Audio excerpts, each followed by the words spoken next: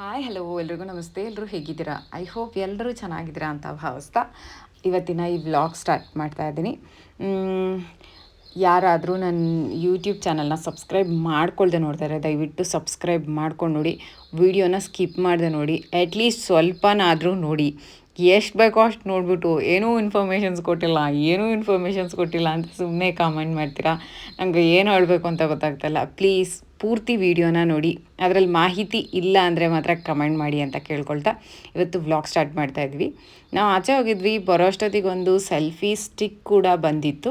Like ಇದೊಂದು tripod ಥರ. ಇದನ್ನು ಟೇಬಲ್ ಮೇಲೆ ಇಟ್ಬಿಟ್ಟು ನೀವು ವೀಡಿಯೋ ಏನಾದರೂ ಮಾಡೋ ಹಾಗಿದ್ರೆ ಮಾಡ್ಬೋದು. ನಾನು ಇದ್ರದ್ದು ಒಂದು ವೀಡಿಯೋ ಮಾಡಿದ್ದೀನಿ.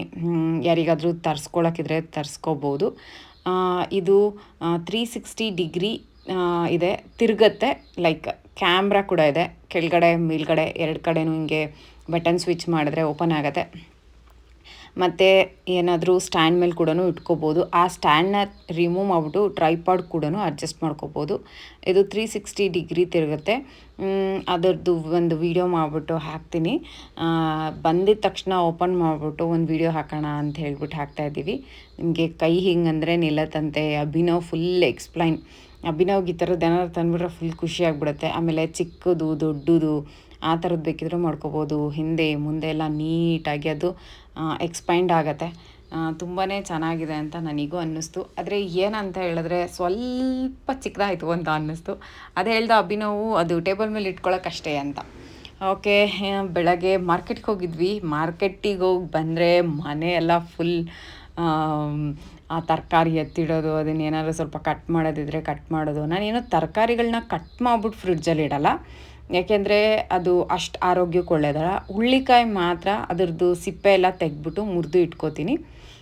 ಬಟಾಣಿ ಸುಲ್ಕೊಂಡು ಇಟ್ಕೋತೀನಿ. ತರಕಾರಿ ಎಲ್ಲ ಸೊಪ್ಪನ್ನ ಕಟ್ ಮಾಡಿಬಿಟ್ಟು, ಕೆಲವುದು ಕೊತ್ತಂಬರಿ ಸೊಪ್ಪನ್ನ ಕಟ್ ಮಾಡೋಕ್ಕಾಗಲ್ಲ ನೋಡಿ, ಅದು ಉದ್ದುದ್ದಕ್ಕೆ ಹೇಗೋ ಬೆಳೆದ್ಬಿಟ್ಟಿದೆ. ಅದನ್ನು ಸೋಸ್ತೀನಿ. ಮಿಕ್ಕಿದೆಲ್ಲನೂ ಸೋಸ್ಕೊಂಡು ಕೂತ್ಕೊಳ್ಳಲ್ಲ, ತುಂಬ ಟೈಮ್ ಹಿಡಿಯುತ್ತೆ. ಅದಕ್ಕೇನು ಮಾಡಿಬಿಡ್ತೀನಿ, ಎಷ್ಟು ಬೇಕೋ ಅಷ್ಟು ಕಟ್ ಮಾಡಿಬಿಟ್ಟು ನೀಟಾಗಿ ಒಂದು ಸ್ಟೀಲ್ ಪಾತ್ರೆಗೆ ಹಾಕಿಟ್ಕೋತೀನಿ. ಪ್ಲಾಸ್ಟಿಕ್ ಬಾಕ್ಸ್ಗಳನ್ನ ಆದಷ್ಟು ಅವಾಯ್ಡ್ ಮಾಡಿ. ಪ್ಲಾಸ್ಟಿಕ್ ಅಷ್ಟು ಆರೋಗ್ಯಕ್ಕೆ ಒಳ್ಳೆಯದಲ್ಲ. ಎಷ್ಟಾಗುತ್ತೋ ಅಷ್ಟು ಪ್ಲಾಸ್ಟಿಕ್ನ ಅವಾಯ್ಡ್ ಮಾಡಿ. ನಾನು ಒಂದೊಂದು ಸತಿ 3 ದಿವಸಕ್ಕೆ, ಒಂದೊಂದು ಸತಿ 1 ವಾರಕ್ಕೆ ಆಗೋಷ್ಟು ತರಕಾರಿ ತರಿಸ್ಕೋತೀನಿ. ನಾನೇ ಹೋಗಿ ತಗೊಂಡು ಬರ್ತೀನಿ. ನಂಗೆ ಯಾವ್ದು ಬೇಕೋ ಅದು ಸೆಲೆಕ್ಟ್ ಮಾಡಿಕೊಂಡು ನಾನು ಸ್ವಲ್ಪ ಹುಡುಕಿ ತೊಗೊಂಡು ಬರೋದು ಸ್ವಲ್ಪ ಜಾಸ್ತಿ. ಹಂಗೆ ಅಲ್ಲೆಲ್ಲ ಓಡಾಡಿ ಯಾವ್ದು ಬೇಕೋ ಅದನ್ನು ನೋಡಿಬಿಟ್ಟು ತೊಗೊಂಡು ಬರ್ತೀನಿ. ಅದಕ್ಕೋಸ್ಕರ ಈ ಸೊಪ್ಪುಗಳನ್ನ ತೊಗೊಂಡು ಬಂದು ಇಟ್ಕೋತೀನಿ. ಇದೇ ನಂಗೆ ತುಂಬ ದಿವಸ ಬರೋಲ್ಲ, ಸೂಪ್ಸ್ ಮಾಡಿಬಿಡ್ತೀನಿ ನಾನು, ಸಾರು ಮಾಡಿಬಿಡ್ತೀನಿ. ಇದನ್ನು ಅದಕ್ಕೋಸ್ಕರ ಸ್ವಲ್ಪ ಸೊಪ್ಪುಗಳನ್ನ ಜಾಸ್ತಿ ತಿನ್ನಬೇಕು ಆ್ಯಕ್ಚುಲ್. ಅದಕ್ಕೆ ಮೂವಿ ನೋಡ್ತಾ ಫುಲ್ಲು ಸೊಪ್ಪೆಲ್ಲ ಸೋಸ್ಕೊಂಡು, ಆ್ಯಕ್ಚುಲ್ 1.5-2 hours ಎಲ್ಲ ಆಗ್ಬಿಡುತ್ತೆ ಸೊಪ್ಪೆಲ್ಲ ಬಿಡಿಸಿ ಅದನ್ನೆಲ್ಲ ಹಾಕಿ. ನಾನಂತೂ ಫುಲ್ ಮಲಗಿಬಿಡ್ತೀನಿ. ತರಕಾರಿ ತೊಗೊಂಡು ಬಂದು ಅದನ್ನೆಲ್ಲ ಫ್ರಿಡ್ಜ್ಗೆ ಹಾಕಿ ಎತ್ತಿಟ್ಕೊಂಡಿದ್ದೆ ಸ್ಟೀಲಿಂದು ಒಂದು ಬಾಕ್ಸ್ಗೆ ಹಾಕ್ತಿದ್ದೀನಿ. ಇವತ್ತು ಸ್ವಲ್ಪ ಸೊಪ್ಪು ಜಾಸ್ತಿ ಇದ್ದಿದ್ದರಿಂದ ಇಡ್ಲಿ ಪಾತ್ರೆಗೆ ಹಾಕಿದ್ದೀನಿ. ಇಡ್ಲಿ ಪಾತ್ರೆಗೆ ಹಾಕ್ಬಿಟ್ಟು ಅದು ಮುಚ್ಚಿಬಿಟ್ಟು ಸ್ವಲ್ಪ ನೀವು ಟಿಶ್ಯೂ ಪೇಪರ್ಸ್ನ ಹಾಕಿ ಕವರ್ ಮಾಡಿಕೊಂಡ್ರೆ ದೆನ್ ವೆಟ್ ಆಗುತ್ತಲ್ಲ, ಅದು ವೆಟ್ನ ಡ್ರೈ ಮಾಡುತ್ತೆ ಟಿಶ್ಯೂ ಪೇಪರ್ ಅಷ್ಟೇ. ಬೇಗ ಸೊಪ್ಪು ಹಣ್ಣಾಗಲ್ಲ. ಆಮೇಲೆ ಒಂಥರ ಕೊಳ್ತು ಥರ ಆಗುತ್ತಲ್ಲ, ಅದು ಕೂಡ ಆಗಲ್ಲ. ಅದಕ್ಕೋಸ್ಕರ ಸ್ವಲ್ಪ ಟಿಶ್ಯೂ ಪೇಪರ್ಸ್ನ ಹಾಕ್ಕೊಳ್ಳಿ.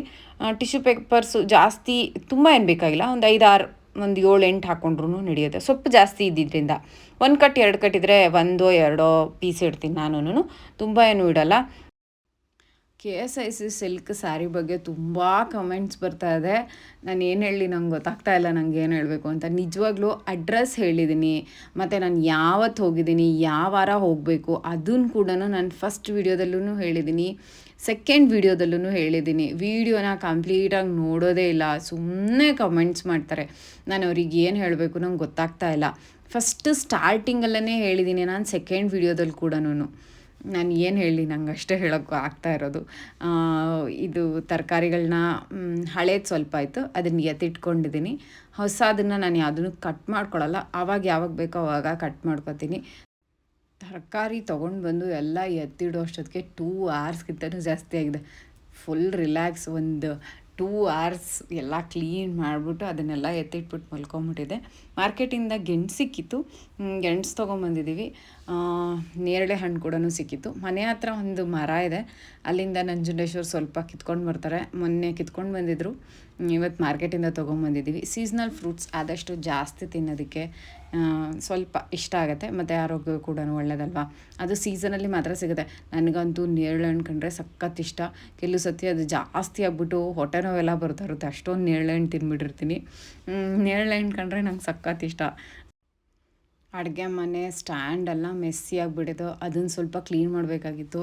ಆದರೆ ಮಾರ್ಕೆಟಿಂದ ಬಂದಿದ್ದ ದಿವಸ ಅಂತೂ ಯಾವುದನ್ನು ಕ್ಲೀನ್ ಮಾಡೋಕ್ಕಾಗಲ್ಲ, ಅದೇ ಸಾಕಾಗಿರುತ್ತೆ. ಇವತ್ತೊಂದು ಸ್ವಲ್ಪ ಅದನ್ನು ಬೇಯಿಸಿದ್ರೆ ಇನ್ನೇನು ಅಡುಗೆ ಮಾಡೋ ಅಷ್ಟಿರಲ್ಲ. ಅದರಿಂದ ಅದನ್ನು ಸ್ವಲ್ಪ ಬೇಯಿಸ್ಬಿಟ್ಟು ಸ್ವಲ್ಪ ಅನ್ನ ಮಾಡಿಬಿಟ್ಟು ನಂಜುಂಡೇಶ್ವರ್ಗೋಸ್ಕರ ಕಾಯ್ತಾಯಿದ್ದೀನಿ. ಈ ಗೆಣಸು ಬೇಯಿಸಿದ ನೀರಲ್ಲಿ ಗೊಜ್ಜಿ ಸಿಗ್ಬೋದು, ಅದೊಂಥರ ಬೇರೆ ಥರ ಟೇಸ್ಟ್ ಇರುತ್ತೆ, ಲೈಕ್ ರಸಮ್ ಥರ ಇರುತ್ತೆ. ಅದು ಇನ್ಸ್ಟೆಂಟ್ ಗೊಜ್ಜು ಥರ ಇಸಿಕ್ತಾರೆ, ತುಂಬ ಚೆನ್ನಾಗಿರುತ್ತೆ. ಅದಕ್ಕೆ ಅದನ್ನು ಬೇಯಕ್ಕಿಡ್ತಾಯಿದ್ದೀನಿ. ಕುಕ್ಕರಲ್ಲಿ ಬೇಯಕ್ಕಿಡಲ್ಲ, ಕುಕ್ಕರಲ್ಲಿ ಬೇಯಿಸಿದ್ರೆ ಬೇಗ ಬೆಂದ್ಬಿಡುತ್ತೆ, ಆಮೇಲೆ ಅದರದ್ದು ಪೌಷ್ಟಿಕಾಂಶ ಎಲ್ಲ ಹೋಗ್ಬಿಡುತ್ತೆ ಅಂತ ಹಾಗೇನೇ ಓಪನಾಗಿ ಬೇಯಿಸಿನಿ. ಒಂದು ಸ್ವಲ್ಪ ಟೈಮ್ ತೊಗೊಳುತ್ತೆ, ಒಂದು 1/2 hour ಆ ಥರ ಟೈಮ್ ತೊಗೊಳುತ್ತೆ. ಅದಕ್ಕೆ ಏನೂ ಹಾಕ್ಬೇಕಾಗಿಲ್ಲ. ಗೆಣಸನ್ನ ಬೇಯಿಸ್ಕೊಂಡಿದ್ದ ನೀರಿರುತ್ತಲ್ಲ, ಆ ಗೆಣಸನ್ನ ಬೇಯಿಸ್ಕೊಂಡಿದ್ದ ನೀರನ್ನ ತೆಗೆದು ಇಡಿ, ಸ್ವಲ್ಪ ಹುಣಸೆಹಣ್ಣು ನೀರು, ಒಂದೆರಡು ಬೆಳ್ಳುಳ್ಳಿ, ಒಂದು ಸ್ವಲ್ಪ ಈರುಳ್ಳಿ ಬೇಕಾದವ್ರು ಜಾಸ್ತಿ ಹಾಕ್ಕೊಳ್ಳಿ, ಕಮ್ಮಿ ಬೇಕಾದವ್ರು ಕಮ್ಮಿ ಹಾಕ್ಕೊಳ್ಳಿ. ಮೆಣಸಿನ್ಕಾಯಿ ಒಂದು 4-5 ಅದನ್ನು ಸುಟ್ಬಿಟ್ಟು ಇಟ್ಕೊಳ್ಳೋದು, ಮತ್ತು ಕೊತ್ತಂಬರಿ ಸೊಪ್ಪು, ಹುಣಸೆಹಣ್ಣು. ನಾನು ಮೆಣಸಿನ್ಕಾಯಿನ ಡೈರೆಕ್ಟಾಗಿ ಹಾಕಲ್ಲ, ಅದನ್ನು ಜಜ್ಜಿಬಿಟ್ಟು ರಸ ಮಾತ್ರ ಹಾಕ್ತೀನಿ. ಅದ್ರದ್ದು ಬೀಜ ಎಲ್ಲ ತಿಂದರೆ ಅಷ್ಟು ಒಳ್ಳೆಯದಲ್ಲ ಅಂತಾರೆ. ಅದಕ್ಕೆ ನಂಜುಂಡೇಶ್ವರ್ ಈ ಥರ ಗೊಜ್ಜೆಲ್ಲ ಇಸ್ಕಿದ್ರೆ ತುಂಬ ಚೆನ್ನಾಗಿರುತ್ತೆ. ಅದಕ್ಕೋಸ್ಕರ ಅನ್ನ ಮಾಡ್ಬಿಟ್ಟು ವೆಯ್ಟ್ ಮಾಡ್ತಾಯಿದ್ದೀವಿ. ಬನ್ನಿ ಅಂತ 2 ಸತಿ ಫೋನ್ ಮಾಡಿದ್ವಿ, ಬರ್ತಾಯಿದ್ದೀನಿ ಅಂತ ಹೇಳಿದ್ರು. ಅವ್ರು ಇಸ್ಕಿದ್ರೆ ಚೆನ್ನಾಗಿರುತ್ತೆ. ಅವ್ರದ್ದು ಸ್ವಲ್ಪ ಉಪ್ಪು ಖಾರ ಎಲ್ಲ ಸಖತ್ ಚುರುಕಾಗಿ ಹಾಕ್ತಾರೆ. ನಾನು ಅದಕ್ಕೆ ಅವ್ರಿಗೇನೋ ಅಡುಗೆ ಮಾಡೋಕ್ಕೆ ಬರೋಲ್ಲ, ಈ ಥರ ಗೊಜ್ಜಿ ಸಿಕ್ಕೊಡಿ ಅಂದರೆ ಗೊಜ್ಜಿ ಸಿಕ್ಕೊಡ್ತಾರೆ ಅಷ್ಟೇನೆ. ತುಂಬ ಚೆನ್ನಾಗಿತ್ತು. ನೀರನ್ನ ಕುಡಿಯಲೂಬಹುದು, ಇದು ಸ್ವಲ್ಪ ಅನ್ನಕ್ಕೆ ಚೆನ್ನಾಗಿರುತ್ತೆ ಅಂತ ಹೇಳ್ಬಿಟ್ಟು ಈ ಥರ ಇಸಕ್ತೀನಿ ನಾನು. ನಂಜುಂಡೇಶ್ವರ್ ತುಂಬ ಚೆನ್ನಾಗಿ ಇಸಕ್ತಾರೆ. ಹುಣಸೆಹಣ್ಣಲ್ಲಿ ನೋಡು ಬೀಜ ಬಿಟ್ಬಿಟ್ಟಿದ್ದಾರೆ ಅಂತ, ಬೀಜ ತಿಂದರೆ ಒಳ್ಳೆಯದು, ಸುಮ್ಮನೆ ಇರಿ ಅಂತ ಹೇಳ್ತಾ ಇದ್ದೀನಿ. ಸ್ವಲ್ಪ ಹಾಕಿ ಎಲ್ಲ ಚೆನ್ನಾಗಿ ಮಿಕ್ಸ್ ಮಾಡಿಬಿಟ್ಟು ಕೊಟ್ಟರು. ಉಪ್ಪು ಹಾಕ್ಬಿಟ್ಟು ಸ್ವಲ್ಪ, ಅಂದರೆ ಗೆಣಸು ಬೆಂದಿದ್ದ ನೀರಲ್ಲೇ ನಿಮ್ಗೆ ಉಪ್ಪು ಇರುತ್ತೆ, ಸ್ವಲ್ಪ ಏನಾದರೂ ಕಮ್ಮಿ ಅಂತ ಅನಿಸಿದ್ರೆ ಹಾಕ್ಕೊಳ್ಳಿ. ನಾನು ಸ್ವಲ್ಪ ನೀರು ಹಾಕ್ಕೊಂಡೆ, ತುಂಬ ಚೆನ್ನಾಗಿರುತ್ತೆ ಅನ್ನಕ್ಕೆ. ನಂಜುಂಡೇಶ್ವರ್ ಇಸಿಗ್ಬಿಟ್ಟು ಕೊಟ್ಟರು. ಅನ್ನ ಹಾಕ್ಕೊಂಡು ಇಬ್ಬರು ಅಮ್ಮ ಮಗ ಇಬ್ಬರೂ ಊಟ ಮಾಡಿದ್ವಿ. ಸಖತ್ತಾಗಿತ್ತು. ಅಭಿನವ್ಗಂತೂ ಖುಷಿಯಾಗೋದು. ಈ ಥರ ಅಭಿನವ್ಗೆ ರಸಮ್ಸ್ ಅಂದರೆ ಸಖತ್ ಇಷ್ಟ. ನಾನು ಅದಕ್ಕೆ ನೈಟ್ ಟೈಮ್ ಈ ಥರ ರಸಮ್ ತಿಂದರೆ ಆರೋಗ್ಯಕ್ಕೆ ಒಳ್ಳೆಯದು. ಈ ಥರ ಹುಷಾರಿಲ್ಲದೆ ಇದ್ದಾಗ ಮಾಡ್ಕೊಂಡು ತಿನ್ನೋದಕ್ಕೆ ಇದೊಂದು ಬೆಸ್ಟ್ ಸಾಂಬಾರು ಅಂತ ಹೇಳ್ತೀನಿ. ಒಂಥರ ರಸಮ್ ಸಾಂಬಾರು ಎಲ್ಲನೂ ಆಗುತ್ತೆ. ಇದರಲ್ಲಿ ಮುದ್ದೆಗೂ ಚೆನ್ನಾಗಿರುತ್ತೆ. ಇದೊಂದು ಓಲ್ಡ್ ರೆಸಿಪಿ, ಯುನಿಕ್ಕಾಗಿದೆ, ಇವಾಗ ಸಖತ್ತಾಗಿರುತ್ತೆ. ನಾನು ಬರೀ 1 ಟೈಮ್ ಮಾತ್ರ ಮೀಲು, 2-3 ಟೈಮ್ ಊಟ ಮಾಡ್ತಾಯಿಲ್ಲ. ನಂಜುಂಡೇಶ್ವರ್ ಒಂದು 3-4 ತುತ್ತು ತಿನ್ಸಿದ್ರು ಸಾಕು ಅಂತ ಅನಿಸಿತು. ನಾನೇನು ಜಾಸ್ತಿ ಊಟ ಮಾಡಲ್ಲ, ಒಂದು ಸ್ವಲ್ಪ ತಿಂದ್ಬಿಟ್ರೆ ಸಾಕು ಅಂತ ಅನಿಸುತ್ತೆ. ಅದರ ಮಾತ್ರ ಸೂಪರಾಗಿತ್ತು, ಉಪ್ಪುಪ್ಪಾಗಿ ತುಂಬಾ ಚೆನ್ನಾಗಿತ್ತು ಅಂತ ಹೇಳ್ಬೋದು. ಯಾರಾದರೂ ಟ್ರೈ ಮಾಡಿ ನೋಡಿ ಹೇಗಿತ್ತು ಅಂತ ಹೇಳಿ. ಇದು ಟ್ರೈಪಾಡ್ ಹೇಗಿದೆ ಅಂತ ಹೇಳ್ಬಿಟ್ಟು ಟೆಸ್ಟ್ ಮಾಡೋಣ ಅಂತ ಹೇಳ್ಬಿಟ್ಟು ಟೆಸ್ಟ್ ಮಾಡೋಕ್ಕೆ ಸ್ಟಾರ್ಟ್ ಮಾಡಿದೆ. ತುಂಬ ಚೆನ್ನಾಗಿತ್ತು. 360 ಡಿಗ್ರಿ ಪೂರ್ತಿ ತಿರುಗುತ್ತೆ. ನಾನು ಆ್ಯಕ್ಚುಲಿ ನನ್ನ ಹತ್ರ 14 Pro Max ಇದೆ, ನಾನು ಅದರಲ್ಲೇ ವಿಡಿಯೋ ಮಾಡ್ತಾ ಇರೋದು. ಆ ಮೊಬೈಲು ಅದರಲ್ಲಿ ಟ್ರೈಪಾಡಲ್ಲಿ ಆರಾಮಾಗಿ ಫಿಕ್ಸ್ ಆಗುತ್ತೆ. ಈ ಥರ ಒಂದು ಬಾಕ್ಸಲ್ಲಿ ಬಂದಿತ್ತು. ಬಾಕ್ಸ್ ಪ್ಯಾಕಿಂಗ್ ಎಲ್ಲ ತುಂಬ ಚೆನ್ನಾಗಿ ಬಂದಿತ್ತು, ಏನೂ ಡ್ಯಾಮೇಜಿಂಗ್ ಏನೂ ಇರಲಿಲ್ಲ. ನಿಮ್ಗೆ ಹೇಗೆ ಯೂಸ್ ಮಾಡಬೇಕು ಅನ್ನೋದಕ್ಕೊಂದು ಬುಕ್ಲೆಟ್ ಕೂಡ ಕೊಡ್ತಾರೆ. ನಿಮ್ಗೆ ಏನಾದರೂ ಕನ್ಫ್ಯೂಷನ್ಸ್ ಇದ್ದರೆ ಅದರಲ್ಲಿ ಒಂದು ಸತಿ ನೋಡಿ. ಒಂದು ಪುಟ್ಟದೊಂದು ಚಾರ್ಜರ್ ಕೂಡ ಕೊಡ್ತಾರೆ. ಅದು ಪಾಟ್ ಆಗಿರೋದ್ರಿಂದ ನಿಮ್ಗೆ ಆ ಚಾರ್ಜರ್ ಏನೂ ಯೂಸ್ ಆಗೋಲ್ಲ, ಚಿಕ್ಕದು ಕೊಡ್ತಾರೆ. ಅದು ಯಾಕೆ ಕೊಡ್ತಾರೋಪ್ಪ ಗೊತ್ತಿಲ್ಲ. ಮಾಮೂಲಿ ನಿಮಗೆ ಚಾರ್ಜ್ ಮಾಡ್ಕೋಬೋದು. ತುಂಬಾ ಚೆನ್ನಾಗಿದೆ. ಅಲ್ಲಿ ಕೈ ಏನಾದರೂ ಹಿಂಗೆ ಸ್ಟಾಪ್ ಅಂದರೆ ಸ್ಟಾಪ್ ಆಗುತ್ತಂತೆ. ಕ್ಯಾಮ್ರಾ ಕೂಡ ನಿಮಗೆ ಸ್ವಿಚ್ ಮಾಡ್ಕೊಳ್ಳೋಕ್ಕೆ ಆಪ್ಷನ್ಸ್ ಕೊಟ್ಟಿದ್ದಾರೆ. ಸ್ವಲ್ಪ ಮೇಲಕ್ಕೆ ಸ್ವಲ್ಪ ಕೆಳಕ್ಕೆ ಆ ಥರ ಸ್ವಿಚ್ ಮಾಡ್ಕೋಬೋದು ನೀವು ಕ್ಯಾಮ್ರಾನ.